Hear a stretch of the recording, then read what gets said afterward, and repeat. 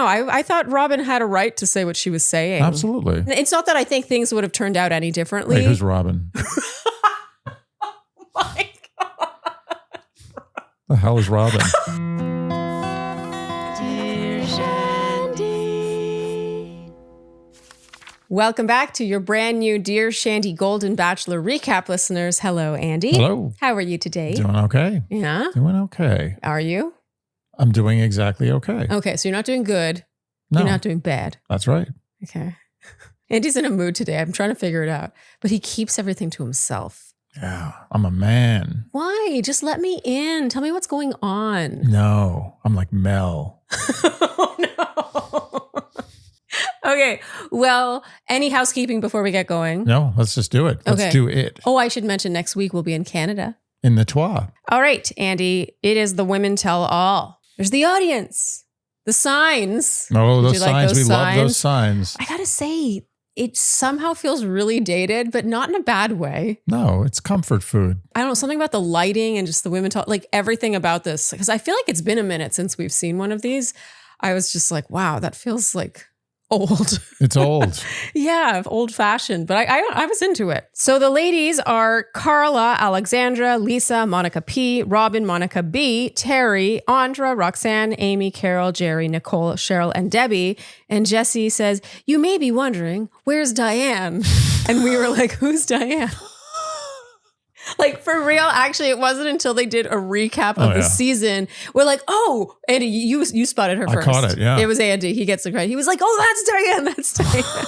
But it was just funny. We were like, we don't know who that person is. No one was wondering. I mean, I feel overall like they're overestimating how familiar we feel with these women. Agreed. I felt that way across the board. And even when someone would chime in, most of the time I didn't know who someone was. Yeah, they're acting like it's the lineup of like the LA Dodgers. Oh, shout out, see? So I give some love to my LA Shandies right there. Oh. The Blue Jays. I'm excited about that. Oh, Canada. Oh, Canada.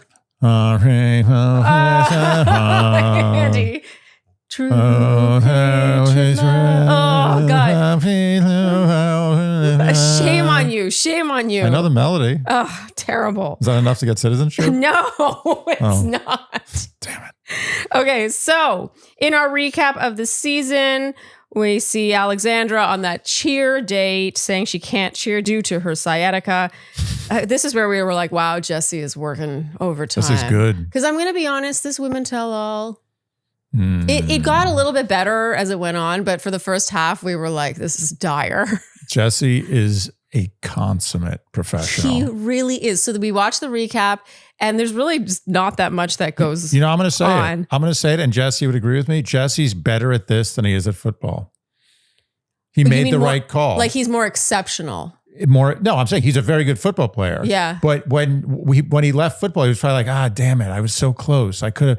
No, this is it. This is what he's good at. Yeah, this was what he was very training good for. at football. He's amazing at this. It's hard to imagine anyone better. But wait, I thought he had a really big football career. You're making it sound like he didn't. He had a good football career. It wasn't like no Mel Owens. He wasn't a household name. So he was no Mel Owens. Okay, but he was good. It's good. I mean, it was decent. Did he play in the? He played in NFL. He played. He was a name that people probably were familiar with, to a certain degree. Okay. But he was never like a star. He was never a regular starter. He was never a household name. So he became a star when he became the Bachelor, is what you're saying. He was more famous as the Bachelor than he was as a football player. Okay, and then you think he became a commentator on sports because of the Bachelor, yes, not solely and because football. Okay. The combination. Yeah. And he found his calling in announcing, and now he's found his calling in hosting. He's unbelievable. I'm telling you, he's like, I couldn't have done it. I couldn't have hosted this. I couldn't have done it. I mean, I've hosted once in my life, and I bow down to the king. I mean, he is unbelievable. You know what he has? He manages to inject even the most like insipid exchange with sincerity. Oh, I don't know how he does good. it. And so here he's like, Alexandra, how are you doing with your sciatica? And then Alexandra whips out the vibrator massager thing and makes a big joke about this. And she says, we can share it if you want to everyone. Andy, you said that's commitment. Oh, yeah. She committed. It was funny. Alexandra. She's funny. I would have liked to see more of Alexandra. I think everyone would have liked to see more of Alexandra. She pulls her weight. She pulled weight that other people weren't pulling, let me tell you. I gotta complain. And Alexandra's sexy. She is sexy. I'm not kidding. Yeah, I agree. She's sexy. She's a sexy woman. She is sexy. She looked marvelous. Why does that never get old? Oh, I just remembered you saying you look marvelous. That reminds me that I forgot to mention this in housekeeping. We have a big episode coming out Tuesday. Put it on your calendar. Put it on your calendar. Tuesday, we have a big episode. It's only going to be for one day. After one day, we erase it. Take it off and wipe it. Okay, so I have to complain about the recap of the season. During Nicole's scenes, they don't show her face in the corner. What was with that? The hell was that? Well, that out of all the scenes we had to watch and like seeing the little reaction in the corner, that is what I would have wanted to see. We were all waiting for that. Was she picking her nose the whole time or something? I found it suspect. It made me wonder, like, what was she like saying? I didn't say that or something like. Although, or maybe she was just had no expression on her face. Maybe it wasn't interesting. But even that would have been better. Yeah, it was very strange. I just feel like these tell-alls. There was a time, I'm going to do that thing, or in my day, we used to walk like 20 miles. Yeah, so thank you. I'm going to get up on my soapbox. But there was a time when a tell-all was my favorite episode. It was where I was like, oh, we're finally going to get the answers and we're going to see the reactions to this and that. This is just like, it's almost like they knew what we wanted and purposely withheld it. Things get tired. It's just life. Everything eventually gets tired. Yeah, but all I'm asking for is her reaction to watching her scenes, the ones where she looked really bad. I don't think I'm asking too much. They have a camera on her. Just show us her watching those scenes back in the now. No, I agree. Even if it's expressionless, there's a lot to be gathered from that. Instead, we just don't see her at all. 100%. I 100% agree. But just understand that, as I said, the format, this whole concept is fatigued. There was a time. Fatigued. The world was like, it will always be Rembrandt, always realistic paintings of people sitting around a table or fruit. But no, realistic paintings died eventually. You got tired. Yeah. People wanted something else. Yeah. And then Impressionism died. Yeah. And then even postmodernism died. Everything's dead. It's always something new because it gets tired. Yeah. Andy knows a lot about art, I have to tell you guys. That's all. What I just said is all I know. No, that's not true. It's on that I will say that helped me fall in love with you. Aww. This is the first time we went to a gallery or a museum. I forget where we went. Do you remember? Probably Sotheby's. Yeah, maybe Sotheby's, or it was like the Guggenheim or something. But we went and Andy just knew so much. Oh. And he was talking about the lighting and like the use of light and stuff. It was often about light. It was all a prepared speech to get you in bed. It was just so, I was really like, and he knew artists. I was like, wow, he's so cultured and classy. That's sweet. I love going to museums with you. Yeah, I mean, I don't know much about art. Well, it's your eye is like, I have your eyes to see art with now. Like I used to just see with my eyes. My eyes are probably my worst part. Yeah. No longer. Yeah, well, that's true. They're getting better. Yeah. But when I go to a museum, I have your eyes. Yeah. It's like having a guide. Oh, that's nice. What a nice thing to say. Okay, well, where were we? I don't remember. How they need to innovate. They need to innovate. They need to innovate. Well, I honestly don't even know if they do. I feel like The Bachelor is the dinosaur and it will continue to be the thing people tune into, like you said, is comfort food. Yeah. But I just think you still got to give people what they want. And what, in my opinion, Nicole's expression. That's all I asked for. That's all I asked for. Nicole was a big talking point. And even when it started to seem like it might get a little like spicy, when Carol shut it down, we'll get there. She was like, no, we've done enough roasting. I was like, No. I had some drama more blue roasting. balls. Yeah. Aw. Okay, so on to Nicole now. She insists she had no strategy coming on the show. She was, in fact, the trailblazer, the pioneer. And I think that was to mean that she made moves on Mel. And then I guess because other women would also end up making moves, she pioneered the making of moves on Mel. That made no sense. They talk about lemon bar gate. It turns out it was Debbie who remembered that he liked lemon. I have to point that out. Debbie got slighted again. And Nicole goes on and on about how she's all about empowering women. And then Debbie, we see another side of Debbie. Pissed off Debbie. Pissed off Debbie. She says that that's BS. She comes at Nicole for her comments about, how it's not going to work out with whoever he chooses, and her disparaging remarks about the looks of the women on season 1, things like that. And she says, I thought you were smarter than that. You're not going to be an influencer if nobody likes you. Damn, burn. Woo. The best roast of the night. I mean, it's true. Yeah. It's so true. Yeah. And it did come off as very in the moment, mainly because no one else was saying anything. Well, this is also coming from someone who was extremely well liked in her craft. Her craft? Her craft of exercise video. Oh, Debbie. Yeah. And also well liked on the season. But mostly for her exercise video, let's be honest. I mean, I have to say, I don't know if she's as famous to other people as she is to me. So I feel like you've convinced me that she's famous. I'm taking your word for it. You went on and on about, oh my God, Debbie's on the TV. I can't believe it. Yeah, you guys haven't chimed in actually. So now, Shandy's, let us know in the comments if you knew who Debbie was before the season. Like if you had seen a clip of her exercise videos, you would have been like, oh yeah, I remember her. Just because I want to know if this is just a me specific thing, because I do have very niche interests sometimes. Yeah. Like that time I did a Pokemon voice here. But a lot of people got that. Oh yeah, that was nice. Yeah, so let us know, because Andy seems to think she's really famous, which she might be. I don't think she's really famous. I think in that niche world of exercise video, I think she's in the top 10 of all time. Oh, okay, yeah. I mean, maybe you guys. That's what you convinced me. I don't know who she was. Okay, so now Robin chimes in about Nicole to say that she wishes she had just said something sooner, and that Nicole, she thinks if she had done that, maybe more time, women who deserved more time with Mel might have gotten it. And then Carol interrupts her and just says, I think we've done enough roasting. Didn't this almost feel like an agreement? Well, the vibe I got from that moment was they had all agreed, let's keep it classy. No, I think that Carol is just really good friends with Nicole. Yeah, but I feel like the Nicole, the things are coming at Nicole about her, it's kind of indefensible. We have footage of her saying things. Yeah, but this is why I think Carol and Nicole are good friends. Yeah, Carol's just coming to her back. Yeah, and Nicole did thank her. Yeah.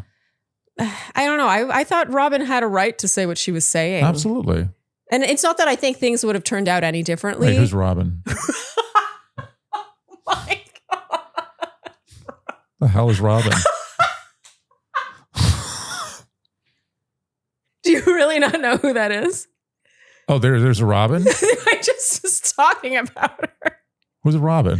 Robin is the one who went up to Mel and said, there are people here who are not here for the right reasons. Oh, okay. And she's the one here who Carol interrupted. Robin was in the process of saying, I forgot. Not only does she not regret it, but she wishes she had said it. Let me tell you, Robin's a very easy name to forget. That's an easy name. I disagree. I think it's Robin, a top 100 forgettable name. No, I think Robin's a cool name. Robin. I'm not saying it's not a cool name. I'm just saying it's a name you can forget. No. All right. I just forgot. Okay. Well, it says something, Andy, because we really haven't gotten to know any of these women. Let's be honest. The only way I was able to describe to you who Robin was that she was the one who told Mel that Nicole was there for the wrong reasons without naming Nicole. How many Robins can you name? Want to go tat for tat? Go ahead. You first. Name a Robin. Robin Williams. Very nice. So that's the easy one. Robin Bird. Who? It's a deep cut. She was like the host of basically a sort of a public access porno channel in the 80s. Oh, really? Yeah. Okay, I don't have any more Robins. Robin Yount. I've got some deep cuts here. Who's that? Milwaukee Brewers star, all-star, Hall of Fame. Maybe he's in the Hall of Fame. Oh, wow. Okay. Great hitter. You're impressing me right now. Any others? What's the guy's name from the guy who does the actor studio? Isn't he a Robin? The actor studio guy. You know the guy inside the actor studio. Yeah, what's his name? What's that guy's name? Robin's. Isn't it Robin? It's Robin. I'm going to go with Robin. Okay, all right. Yeah, he's a Robin. I don't care what people say. Shandy's named some Robins for us. Okay, well, what was the point of all that? Nothing. Zero. Absolutely no point. Total waste of time. Anyway, I think it's sweet of Carol to have defended her friend here. However, I don't think they were roasting Nicole. I think Nicole did she was things. just getting her proper due. Yes, exactly. And Terry chimes in now to say Nicole was actually lovely around the house. I guess that they all had fun with her and they didn't show that. So, jury's out on Nicole. I mean, but I want to like Nicole. I really do. But when she's out there saying I'm the pioneer, I was the trailblazer and I had no strategy, I'm like... Yeah, it's a little embarrassing. She still doesn't have the self-awareness that I would like to see at a tell-all. Okay, so we have some deleted scenes now, including a conversation in a hot tub about each woman there, like taking their favorite parts of Mel. This is so, like, I can't believe I'm talking. I think it was Lifestyles of the Rich and Famous. The host of Lifestyles of the Rich and Famous. Okay. His name was Robin. Robin? It was Lifestyles of the Rich and Famous. Robin Leach. I confused the two shows. I don't know how I confused those two shows. They were around the same time. Okay, but I'm impressed. Andy, everyone is impressed with how many Robins you can name. I knew I was going to take hell from the Shandys. You were so going to get heat. But now I'm okay. Cleared. So we're back to the hot tub. And I honestly can't believe I'm talking about the scene, but we're mainly talking about the scene where, Debbie would take his eyes and I forget someone who wanted his muscles. I forget.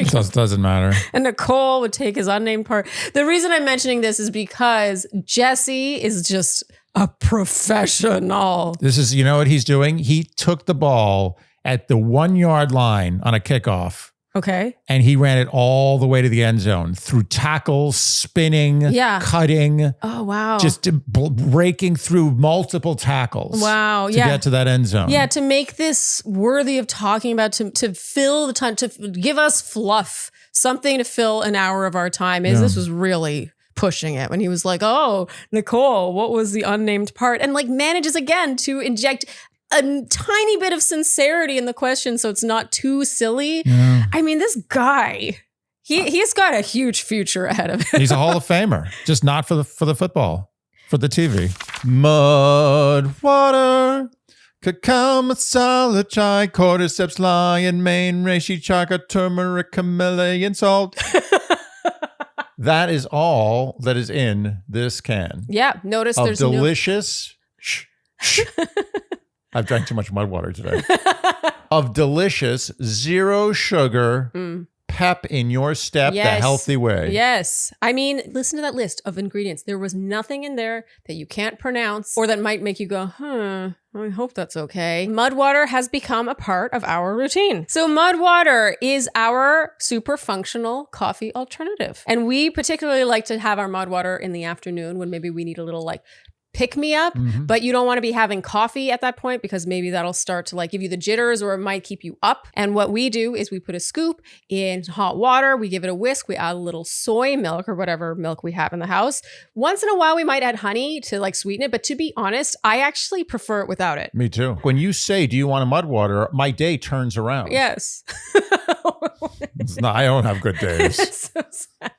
So if you're ready to make the switch to cleaner energy, head to mudwater.com and grab your starter kit today. Right now, our listeners get an exclusive deal of up to 43% off your entire order, plus free shipping, plus a free rechargeable frother when using code Shandy. That's up to 43% off with code Shandy at mudwtr.com. After you purchase, they'll ask how you heard about them, support Dear Shandy, and tell them we sent you. Sharleen, I noticed you have quite a handsome bag over there. It's handsome. Handsome really does accurately describe my Quince Italian leather woven handbag, which, by the way, can be worn on your shoulder or, which I often do, especially when I'm riding around the city, as a crossbody. I'm intimidated by that bag. I feel like I don't deserve to be with someone who has that bag. Oh, okay. But seriously, I think this bag perfectly sums up what Quince is best at. We're talking high quality pieces at prices you could not believe. Every time I put on one of my Quince shirts, I'm just like, how is this not more expensive? Seriously. I'm not kidding. I'm not just saying that for this thing. I know. That's what I actually think. This thing, whatever this is. Yeah. So what makes Quince so unique and different from every other designer or retailer out there is the fact that they partner directly with their ethical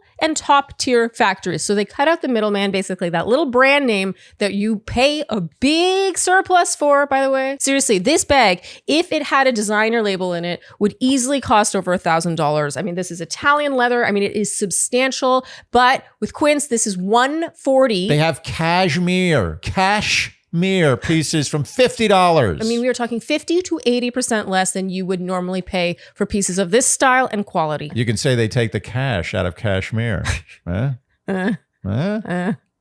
So find your fall staples at Quince. Go to quince.com/Shandy for free shipping and 365-day returns. That's QUINCE.com/Shandy for free shipping on your order and 365-day returns. Now available in Canada too. Quince.com/Shandy. A highlight in the deleted scenes for me was Peg's hilarious impersonation of Mel, and she walks funny.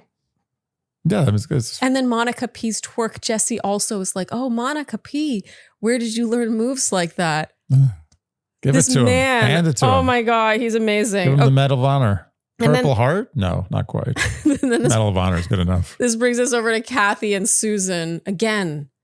I don't want to be all negative about this show. Like, I really do have a heart for this show. And honestly, the season's been growing on me quite a bit. Yeah. But this was just rough. Kathy and Susan are from last season.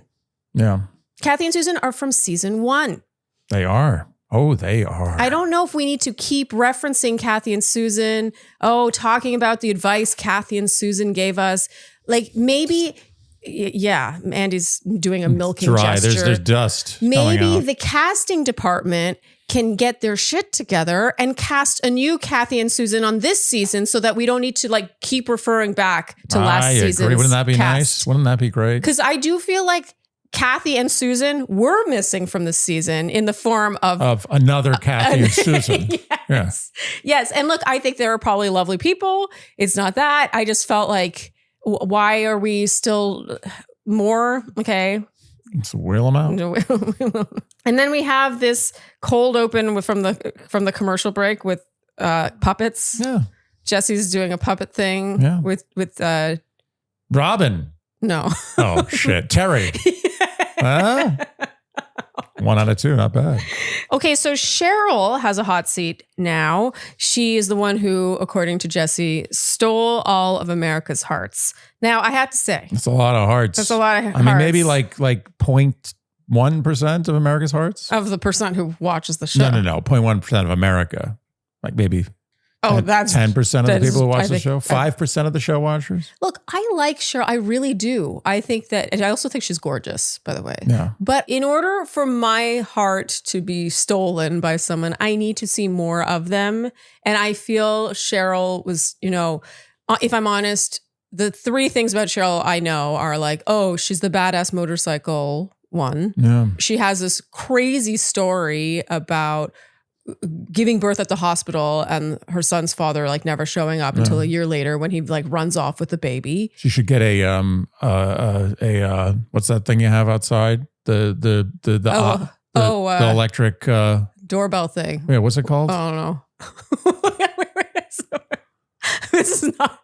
We don't have good memories, Andy. Jeez. Well, ring. Ring. You. Oh, she needs a ring. She needs a ring. Well, she needed a ring. Back then, I don't know. I'm sure now today she has a ring. Yeah. Oh, wow. We should get Ring as a sponsor, Andy. Yeah, seriously. But the final thing about Cheryl that I know is that she really fell for Mel and it wasn't requited. And she thinks every woman should feel like a princess. Like it just feels very rote. Like there's not, other than her backstory, which was crazy. But I would have liked to have seen more dimensions of Cheryl. And so that's why this hot seat, even though I felt like I should have been moved by it, I was just like, oh, okay. Oh, look, there's her son. Oh, look, there's her granddaughters. I think Cheryl's lovely. Yeah. But I think Cheryl kind of fell through the cracks, to be honest, in terms of like the little moments. I agree. Okay, so now Debbie is in the hot seat.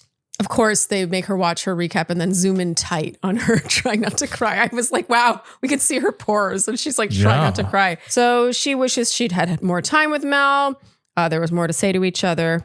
Really touching here how she shares that the other women, so when they did that People magazine photo shoot, so she was originally going for like the lifeguard outfit, like the red swimsuit, the beach, what's it called? Baywatch, thank you. The Baywatch look.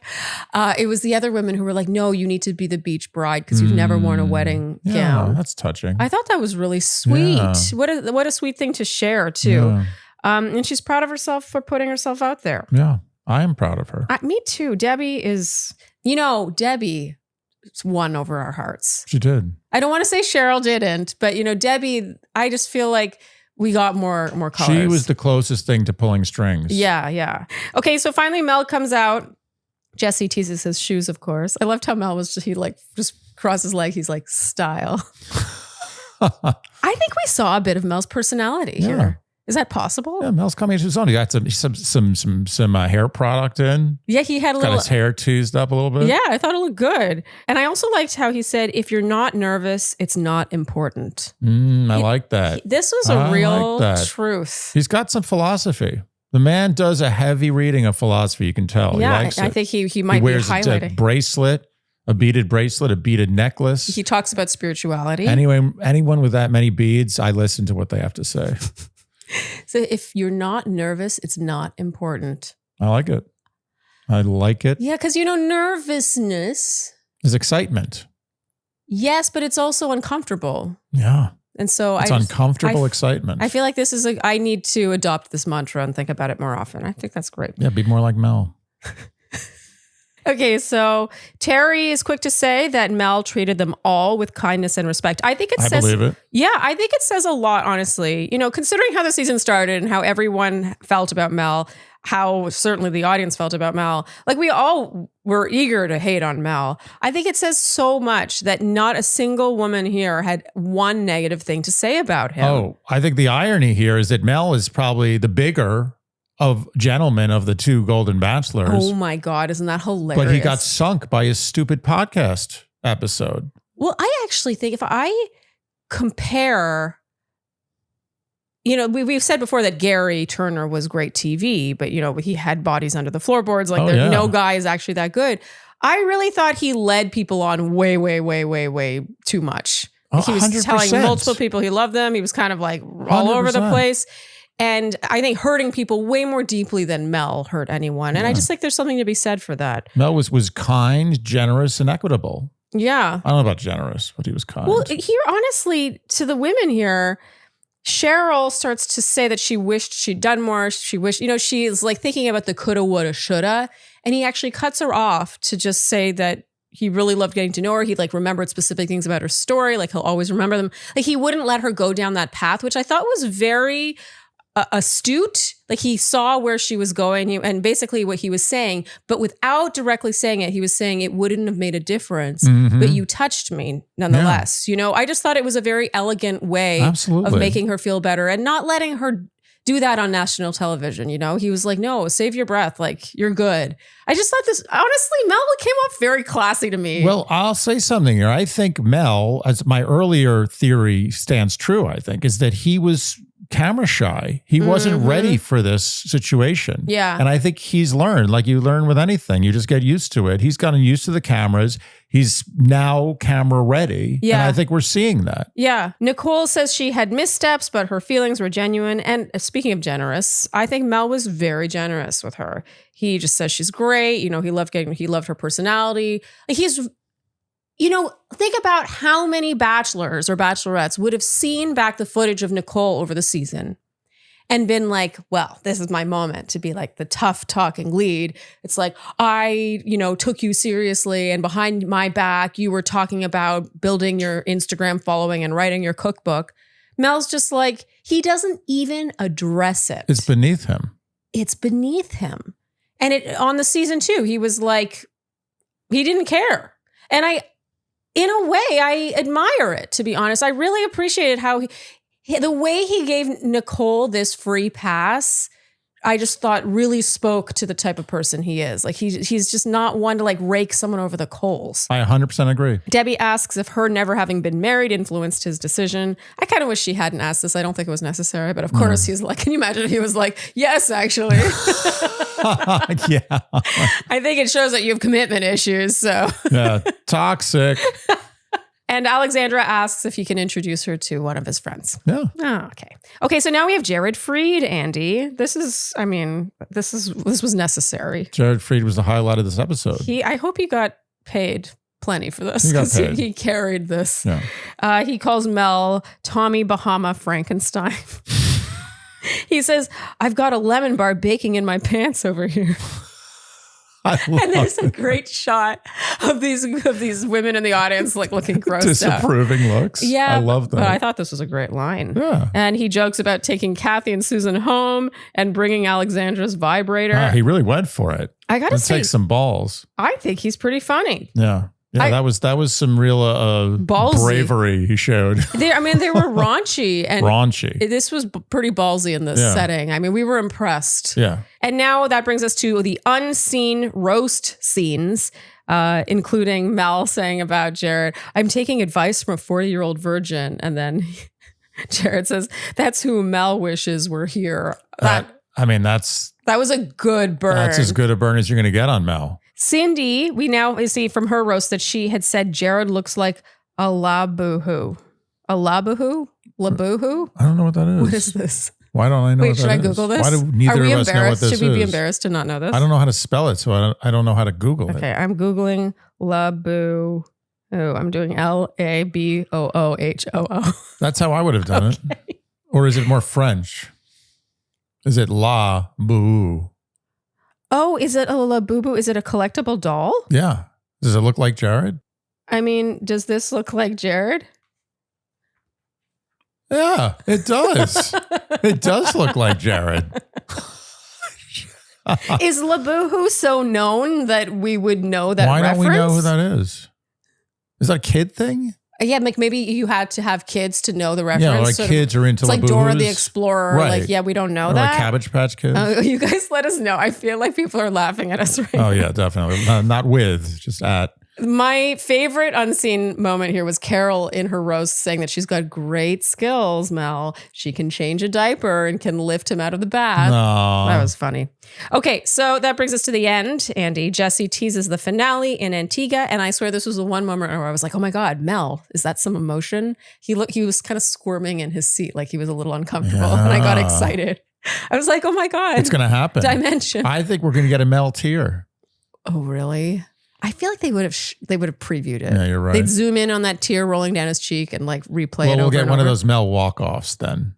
Or he just rips his mic off and just walks off into the distance. I don't know if we're not going to get that either. They would have teased that too. You know what? I think we'll just get a Mel proposal and it's going to be pretty boring.